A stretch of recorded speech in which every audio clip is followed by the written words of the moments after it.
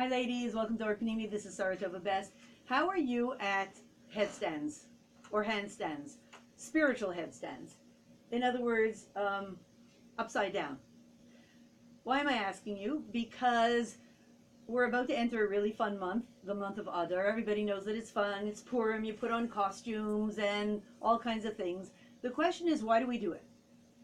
Why we do it is because Torah tells us that in the Gemara in Tainus it says, just like we decrease in simcha, in joy in the month of Av, so too we increase in joy in the month of Adar. Now, I don't know about you, but think of it this way. Imagine that for me, if I would go on a vacation to the Bahamas, the last thing I would want to do there is think about my leaking sink back at home. I'm on vacation. Leave me out of the problems. Let me have vacation now. I'll go back to the problems later. So really this question comes up, why can't we have good stuff now and then we'll worry about our problems later? Tyra asked that question. The question is, why does the Gemara have to have these two different energies all in the same pasuk, in the same phrase? Just as we decrease in joy in Av, we increase in joy in Adar. Why?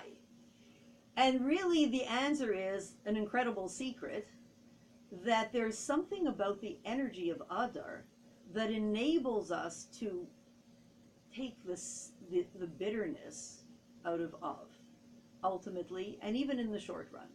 Av is all about the month of Av, the summer months, the 3 weeks. They're all about struggle, pain, destruction of the Beis Hamikdash, which is the source of all pain and all ugliness. And therefore there are laws, there are halachas about how to conduct ourselves in an appropriate way to deal with that energy. So again, what does it have to do with the month of Adar? There's a time, and there's a place, and there's an energy that enables us to turn that bitterness upside down, like this. What's that? That's the month of Adar. There's an activity to do in the month of Adar that turns the bitterness upside down. And the activity is joy, simcha. Misha nechnas Adar marbin b'simcha. When the month of Adar comes along, we increase in simcha. Is that a good idea? Yeah. Is that the only thing? Did somebody make it up? No. Then what? It's a command. It's a dictum in Torah telling us, do this. Not just, hey, good idea. Do this. So here's the question. Why do this? What is the advantage of doing this, and how does it turn things upside down? So let's imagine what we'll call Gullus and Geula, right? Gullus is, the way it's always been, the tough stuff. And Geula, the future, time of goodness and peace forever. What's the difference between the two? Geula will be, picture it this way, sweet on the top, sweet in the middle, sweet at the bottom, sweet through and through. Life will be sweet forever. Whichever way you slice it, whichever way you turn it, it's always going to be good. It's always going to be sweet. That's the way it will be. How has it been so far? Not like that. It's called Gullus. Gullus is very bitter on the top, bitter as you go down, bitter, bitter, bitter. At the very bottom, at the very core of bitterness, of Gullus, there's sweetness. Okay. Let's call it at the bottom of the glass for illustration purposes.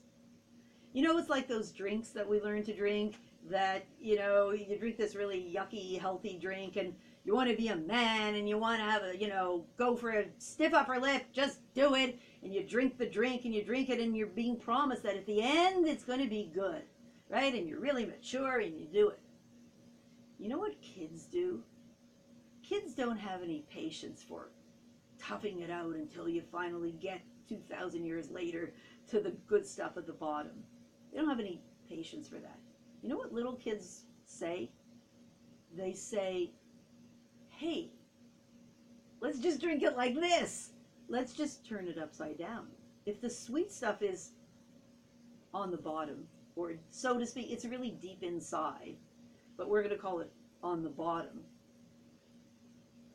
So a child will say, just turn it upside down and start with the bottom. Pretty smart.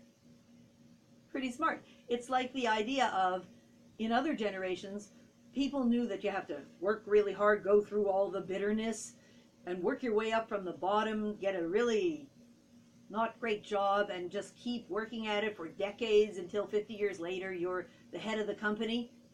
Right? Remember those days? Nobody does it anymore. What does everybody do now? They just do this. They turn it upside down. They just say, why should I wait 50 years to become the CEO of a company? I'll just create a company today, my company, make myself the CEO, and I'm the CEO of a company. I'm the CEO, the director, the president, and the establisher of greenergardens.com. Boom. That's it. I just got it. I turned it upside down and I got the sweet stuff right away. So that's the month of Adar. That's the energy of Simcha in the month of Adar. It allows us, it allows us to v'nahapechu, to turn things upside down. The energy of Adar, the story of Purim, it's all about really awful decrees on the entire Jewish people. And what happened? They were turned upside down. So that's the energy historically. That's the energy in every single way since the beginning of time of this month. And we are promised that by being joyous, by being besimcha, we can turn upside down the most surprising things. Now that's pretty good. And one last point that I'll say, we're all used to two kinds of food. The really sweet food, and then there's really tasty food that's prepared. If it's prepared well, it's bitter, it's sour, it's sharp, and you have to know what you're doing to prepare it. But if you do it well, it can be amazing and really revive you. So anybody can take a bunch of sugar, put it in a pot with a bunch of coloring, and make these yucky candies, and all the kids will eat them. But it takes some skill to make that sweet and sour, bitter, sharp food that prepared properly is incredible. So that's the energy of Adar. We transform everything. We turn it all upside down. We do a simple activity. We are promised that this simple activity will create miracles in our lives, in the areas that we are used to struggling in.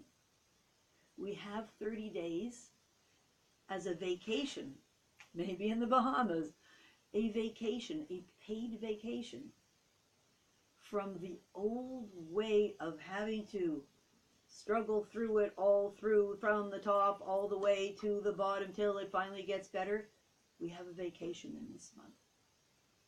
All we have to do, and it's not simple, because there's a tendency to want to not to, what we do is we sing, we dance, a minute here, a minute there. We put ourselves into a mode of joy. And we say, surely everything's going to be turned upside down. And surely we'll find ourselves in the third Beis HaMikdash in a mode of joy forever, so that we never have to struggle again. Thanks so much.